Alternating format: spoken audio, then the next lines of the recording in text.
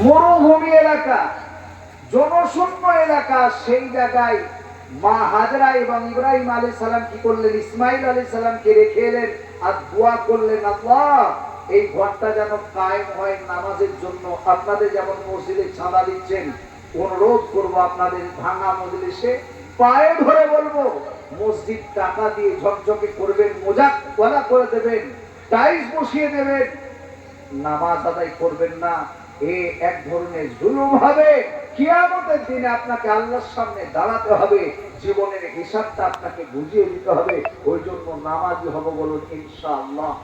বাইতুল্লাহ শরীফ থেকে এলাম, ইব্রাহিম আলাইহিস সালাম যে দোয়া করেছিলেন, একটা সেকেন্ড, একটা মিনিট, একটা ঘন্টা, একটা দিন, একটা রাত এমন সময় নেই যে বাইতুল্লাহ শরীফে, কাবা শরীফের মধ্যে ইবাদত চলে না, নামাজ পড়া হয় না, কোরআন পড়া হয় না, পথ চলে না, একটা সেকেন্ডের জন্য বন্ধ থাকে না। শুধুমাত্র যতক্ষণ নামাজ চলে তাও তো ইবাদত। কথা বলেন ঠিক না? নামাজ ওটাও তো ইবাদত। জুমার বায়ান চলছে তখনও পথ, খুতবা চলছে তখনও পথ। বুঝতে পেরেছেন? যখন তাকবীর হচ্ছে সঙ্গে সঙ্গে তাকবীর দিয়ে যেখানে আছে সেখানে কি হলো? দাঁড়িয়ে গেল। ইব্রাহিম আলাইহিস সালামের দোয়া দেখুন কেমন, যে আল্লাহ লিউকিমুস সালাহ, যেন এখানে নামাজ কায়েম হয়। এমন মসজিদ, আসরের নামাজ কে কে হজ উমরা করতে গেছেন? কেউ আছেন এখানে? কেউ নেই। এমন মজলিসে আমি পেলাম যে কেউ নেই। আসরের নামাজ যদি আপনি পড়তে যান, আমাদের তো আযানের পরে যেতে হয়, 1 ঘন্টা আপনি আগে আপনাকে যেতে হবে, তবেই আপনি জায়গা পাবেন, না হলে জায়গা পাওয়া সম্ভব নয়। সেখানে এমন ইবাদতের জজবা, নামাজ পড়ার জন্য আযানের 1 ঘন্টা আগে আপনাকে মসজিদে যেতে হবে, তবেই ভিতরে জায়গা পাবেন, না হলে মসজিদে হারাম ওই বাইরের চত্বরে আপনাকে পড়তে হবে। বুঝতে পেরেছেন? তো দ্বিতীয় নম্বর দেখুন, একটু ব্যাখ্যা করলাম যে সারা বিশ্বের মানুষের দিল যেন, মুসলমানের দিল যেন ওই মসজিদের দিকে, এটা ইব্রাহিম আলাইহিস সালামের দোয়া। 3 নম্বর, ওয়ারযুকহুম মিনাত তামারাত। তামারাত মানে হচ্ছে ফল ফ্রুট, রাযুক মানে হচ্ছে কি? রুজি। আল্লাহ তুমি রুজি এদের ফল ফ্রুট দিয়ে ব্যবস্থা করে দিও, লাআল্লাহুম ইয়াশকুরুন, যাতে করে তোমার শুকরিয়া আদায় করতে পারে। খোদার কসম করে বলছি, পৃথিবীর সর্বশ্রেষ্ঠ খাবার যত যেখানে হয়, সেই খাবারগুলো প্লেনে করে চলে যায়, আরবের মানুষরাই খায়। জোরে বলুন সুবহানাল্লাহ। এটা হচ্ছে ইব্রাহিম আলাইহিস সালামের দোয়া। জোরে বলুন সুবহানাল্লাহ। কাশ্মীরের সবচাইতে ভালো আপেল, ভালো কোয়ালিটির আপেলগুলো ছাঁটাই বাছাই করে প্লেনে করে চলে যায় আরব। সবচাইতে ভালো দার্জিলিং এর চা, সেটা চলে যায় আরব। পৃথিবীর সব চাইতে ভালো ভালো খাবারগুলো ওখানকার মানুষরা খায়। আমি জিন্দেগিতে দেখি নাই। আমাদের দেশের বেদানা আর ওখানের বেদানা কুমড়োর মতো সাইজ। মদিনায় দেখলাম নামাজ পড়তে যাচ্ছে, রাস্তার সাইডে ঠেলা লাগিয়েছে, বুঝলেন, এই কুমড়োর মতন বেদানা। তখনই ইব্রাহিম আলাইহিস সালামের দুয়ার কথাটা আমার মনে পড়ে গেল। সত্যি ইব্রাহিম আলাইহিস সালাম বলেছিলেন, ওয়ারযুকহুম মিনাত তামারাতি লাআল্লাহুম ইয়াশকুরুন, আল্লাহ ফল ফ্রুট দিয়ে এদের রুজির ব্যবস্থা করে দিও, যেন তোমার শুকরিয়া আদায় করতে পারে। সত্যি আল্লাহ রাব্বুল আলামিন সমস্ত নিয়ামত যেন আরবের মধ্যে দিয়েছে। জোরে বলুন সুবহানাল্লাহ। এরপর ইব্রাহিম আলাইহিস সালাম তো ওখান থেকে চলে এলেন। ঘটনা কি ঘটলো দেখুন, করুণ ঘটনা। আল্লাহু আকবার। জনশূন্য এলাকা, বাড়ি নেই, ঘর নাই, বিল্ডিং নাই, বালাখানা নাই, কোনো মানুষ নাই, কোনো জনপ্রাণী নেই। এইরকম অবস্থায় মা হাজেরা এবং ছোট্ট বাচ্চা ইসমাইলকে নিয়ে তিনি ওখানে আছেন। কিছুদিন পরে পানিও শেষ, মশাকের মধ্যে চামড়ার মশাক, সেই পানি শেষ। খেজুর যে কটা দিয়েছিলেন, খেজুর কটাও শেষ। আচ্ছা বলেন, মা যদি না খেতে পায়, বাচ্চা দুধ পাবে? এজন্য বলেন না। মা নাকি নাকি রোজা রাখার মতন ক্ষুধার্ত অবস্থায় মার সন্তান কোলে ইসমাইল আলাইহিস সালাম, তিনি বুকের দুধ পাচ্ছেন না, জিভ বেরিয়ে গেছে, মুখ শুকিয়ে গেছে, মা থাকতে পারে নাই। কারণ পৃথিবীর মধ্যে মা এমন একটা মা, দ্বিতীয় এর বিকল্প কোনো জিনিস পাওয়া যাবে না।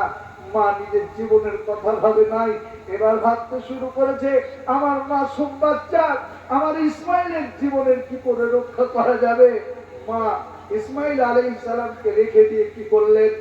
তিনি ছুটতে শুরু করলেন। আল্লাহ কোরআন পাকে বলেছেন মা হাজরা সেই ছোটাটা আল্লাহ এত পছন্দ করেছেন কিয়ামত পর্যন্ত যত হাজী সাহেবরা হজ করেছে উমরা করেছে করছে করবে সমস্ত মহিলা এবং পুরুষ যারাই যাবে মা হাজরা সেই সুন্নতটাকে আল্লাহ কিয়ামত পর্যন্ত জ্যান্ত করে রেখে দিয়েছেন ইন্নাস সাফা ওয়াল মারওয়াতা মিন শাআইরিল্লাহ মা হাজরা কি বললেন ইন্নাস সাফা সাফা পাহাড় থেকে মারওয়ার দিকে তাকিয়ে দেখলেন মনে হচ্ছে মরুভূমি এলাকা বালু চকচক করছে দূর থেকে মনে হচ্ছে যেন পানির ঢেউ খেলছে মা কি করলেন দৌড়াতে শুরু করলেন ওখানে গেলে মনে হয় পানি পাওয়া যাবে সাফা থেকে মারওয়ায় গিয়ে দেখছে সেখানে পানি কোথায় মরুভূমি এলাকা বালু চর পড়ে আছে যখন সাফা পাহাড়ে উঠে পড়লেন ওখান থেকে আবার কি করছে মারওয়ার দিকে তাকিয়ে দেখছেন ওদিকটাও দেখছে ওইরকম চকচক করছে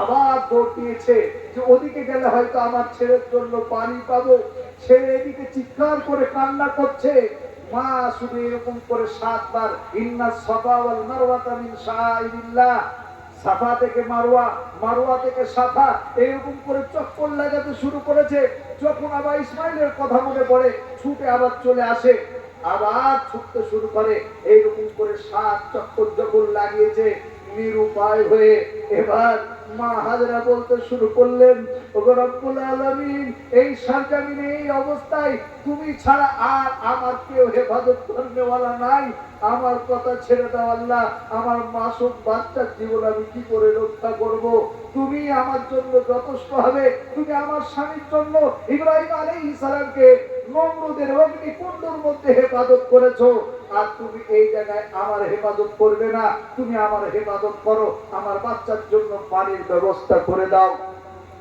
আল্লাহ রাব্বুল আলামিনের কাছে মা হাজরার হাত ফেলতে দেরি দোয়া চাইতে দেরি আল্লাহ দোয়া কবুল করতে দেরি করে নাই সঙ্গে সঙ্গে দেখবেন বাচ্চারা কি করে যখন কান্না করে পা ঘষে আর কান্না করে করে না এবার মা পানির জন্য ছোটাছুটি করছে এদিকে আল্লাহ রাব্বুল আলামিন জিবরিলকে বলছে যাও আমার বান্দি আমার কাছে চেয়েছে সাহায্য আমি যদি সাহায্য না করি পৃথিবীতে কে আছে সাহায্য করবে যাও তার জন্য সাহায্য করো ইসমাইল আলাইহিস সালাম যেখানে পা ঘষছিলেন আর কান্না করছিলেন ওখানে এসে জিবরিল আমিন পর মেরেছে যেই পর মেরেছে সেখান থেকে একটা পানির ফোয়ারা বইতে শুরু হয়েছে জোরে বলুন সুবহানাল্লাহ ঝর্ণা চশমা বইতে শুরু হয়েছে মা হাজরা যখন বাচ্চার কথা মনে পড়ে গেছে ছুটে চলে আসছে আসার পরে দেখছে ইসমাইলকে যেখানে বসিয়ে রেখে গিয়েছিলেন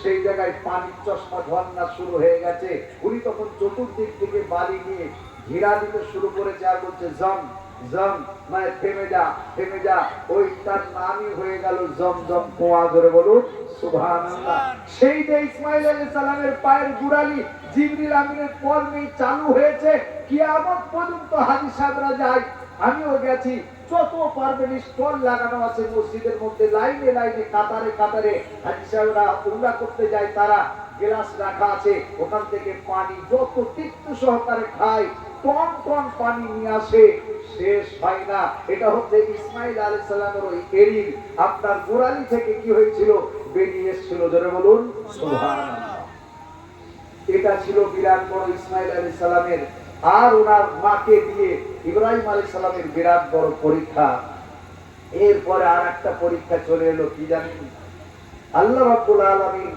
ইব্রাহিম আলাইহিস সালামকে এবার পরীক্ষা কি বললেন কোরআনে বলছে আল্লাহ রাব্বুল আলামিন ফালাম্মা বালাগা মাহু সাইয়া قال يا بني إني أرى في المنام أني أذبحك فانظر ماذا ترى قال يا أبت افعل ما تؤمر ستجدني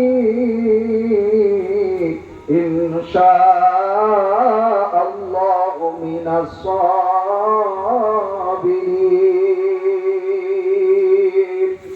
আল্লাহ রাব্বুল আলামিন বলেন ফালাম্মা বালাগা মাহু সাইয়া যখন ইসমাঈল আলাইহিস সালামের বয়স 14 বছর আব্বার সঙ্গে দৌড়াদৌড়ি করতে পারে চলাফেরা করতে পারে এই সময় আল্লাহ রাব্বুল আলামিন দেখুন আবার একটা পরীক্ষা কি করলে কোশ্চেন হাতে দিয়ে দিলেন ইব্রাহিম আলাইহিস সালামকে বলছেন স্বপ্ন যোগে দেখালেন কি, যে উনি দেখছেন ওনার ছেলে ইসমাইল আলাইহিস সালামকে জবাহ করছে। সকালবেলায় সন্তানকে বলছেন, ও আমার বেটা, ও আমার কলিজার টুকরা লাগতে জিগার, আমি স্বপ্নে যোগে দেখলাম আমি তোমাকে কি করছি, জবাহ করছি। ফানজুর মাযা তারা, তোমার কি রায়, তুমি কি বলতে চাইছো বলো। আমি তোমাকে দেখছি আল্লাহ রাব্বুল আলামিন কুরবানি করার জন্য বলেছে, আর তোমাকে দেখছি আমি কুরবানি করছি, জবাহ করছি, তুমি কি বলছো বলো। আচ্ছা বলেন, আমাদের যদি সন্তানকে এরকম বলা হয়, বেটা আমি দেখছি স্বপ্ন যোগে তোকে আমি কুরবানি করছি, চল তোকে কুরবানি করাবো, কুরবানি করবো, জবাহ করবো, নিয়ে যাব, আমাদের ছেলে কি বলবে বলেন? বলবে তোমার মতন খুনি, তোমার মতন ডাকাত, তোমার মতন জালেম, তোমার মতো বদমাশ পিতা পৃথিবীতে আছে, যে বাপ হয়ে ছেলেকে তুমি খুন করবো বলছো। কিন্তু ইসমাইল আলাইহিস সালাম, সেও তো নবী হবে, সঙ্গে সঙ্গে কি উত্তর দিচ্ছে দেখুন। বলছেন ক্বালা ইয়া আবাতি ফাল মা তুমার সাতাজিদুনি ইনশাআল্লাহু মিনাস সাবিরিন। ওগো আমার পিতা, আপনি যেটা স্বপ্ন যোগে দেখেছেন, আল্লাহ যেটা আপনাকে অর্ডার করেছে, আল্লাহ রাব্বুল আলামিন যেটা আপনাকে হুকুম করেছে, সেটা আপনি করে ফেলুন। ইনশাআল্লাহ আপনি আমাকে ধৈর্য ধারণ করনেওয়ালাদের মধ্যে পাবেন। জোরে বলুন সুবহানাল্লাহ। আল্লাহ রাব্বুল আলামিন বলেছিলেন না, ইব্রাহিম চেয়েছো তুমি একটা নেক সন্তান, কিন্তু তোমাকে নেক সন্তান দেবো না। ফাবাশশারনাহু বিগুলামিন হালিম, তোমাকে বুধবার মানে তোমাকে সহনশীল ধৈর্য ধারণ করনেওয়ালা সন্তান দেবো। এবার সন্তানও দেখুন কেমন বলছো, বল আমার আব্বা জান আপনি করে ফেলুন, আল্লাহ রাব্বুল আলামিন যেটা অর্ডার করেছে।